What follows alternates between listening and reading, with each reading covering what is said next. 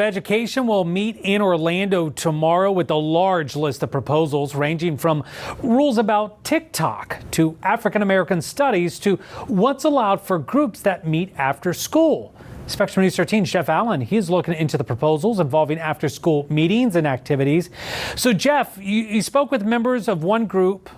They say that this could have a big impact on their group that meets after schools. Yeah, Greg, I was able to meet up with members of a local Gay Straight Alliance group at a high school, and they say that they worry about the members of their group even being able to meet up for those after school activities and even their safety if state education leaders pass what's proposed. What I really want to know is how they're going to verify that something's not.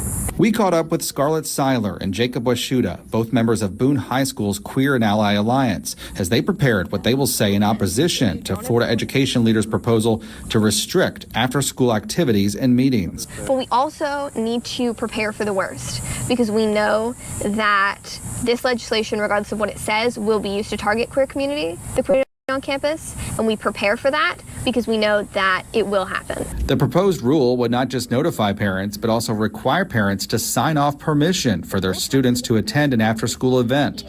Washuda says that would prevent students whose parents don't approve of who they are from seeking acceptance. And when you say, oh, well, if your parents don't want you going to it, then you can't go to that, then you're saying to the people who have abusive home lives that, no, you're not privy to have a safe space like the other students are. Right. Seiler led Boone's Queer and Ally Alliance through the canceling of an April after-school event called Dragon Donuts after the Florida Department of Education intervened, saying a drag queen speaking to students was inappropriate.